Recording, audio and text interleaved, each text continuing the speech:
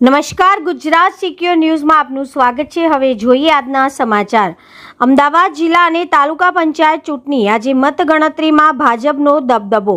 અમદાવાદ જિલ્લામાં જિલ્લા પંચાયત અને તાલુકા પંચાયતની ચૂંટણીના પરિણામો જાહેર થતાં ગ્રામ્ય રાજકારણમાં ફરી એકવાર ભાજપનો દબદબો જોવા મળ્યો છે। જિલ્લા પંચાયત પર ભાજપે સ્પષ્ટ બહુમતી સાથે કબજો જમાવ્યો હોવાનું સામે આવ્યું છે, જ્યારે કોંગ્રેસ મર્યાદિત બેઠકો સુધી સીમિત રહી છે। તાલુકા પંચાયત સ્તરે પણ મોટાભાગના તાલુકાઓમાં ભાજપ આગળ રહ્યું છે। ખાસ કરીને ધંધુકા, બગોદરા અને કેટલાક ગ્રામ્ય વિસ્તારમાં ભાજપે એકતરફી જીત મેળવી છે।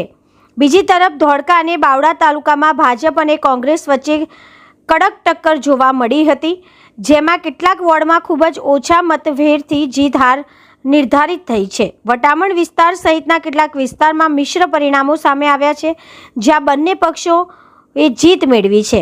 આ ચૂંટણીમાં ગામડાઓના મતદારોમાં વિકાસના મુદ્દાઓ, ખાસ કરીને રસ્તા, પીવાનું પાણી અને ખેતી સંબંધિત પ્રશ્નો મહત્વપૂર્ણ રહ્યા હતા। મતદારના આ મુદ્દાઓ પર નિર્ણયનું પ્રતિબિંબ પરિણામોમાં સ્પષ્ટ રીતે જોવા મળ્યું છે। વિશ્લેષકોના મતે આ પરિણામો આગામી સમયમાં રાજ્યના રાજકારણ માટે દિશાદર્શક સાબિત થઈ શકે છે। ભાજપ માટે આ જીત મનોબળ વધારનાર છે, જ્યારે કોંગ્રેસ માટે આ પરિણામો આત્મમંથનનું કારણ બનશે। Reporter Ramesh Solanki, Gujarat secure news, Dholka.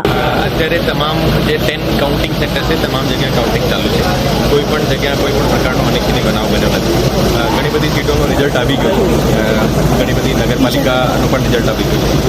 તો પણ તમામ જગ્યા જે સેલિબ્રેશનનો મોડ છે, એને કોઈ પણ જગ્યાએ કાયદો હાથમાં ન લે, તમામ રીતે પોલીસની તકેદારી અને તમામ પોલીસની સૂચનાઓ પણ એની સુધી પહોંચી ગઈ છે। ઓર એની સાથે સાથે અમારો જે બંદોબસ્ત છે, આ જે વિજય સરઘસ જે નીકળવાનો છે તેનો જે એ પણ પરમિશન લઈને વિજય સરઘસ કાઢે ઓર બંદોબસ્ત સાથે એવી આપણે મારફત કહેવા માંગીએ।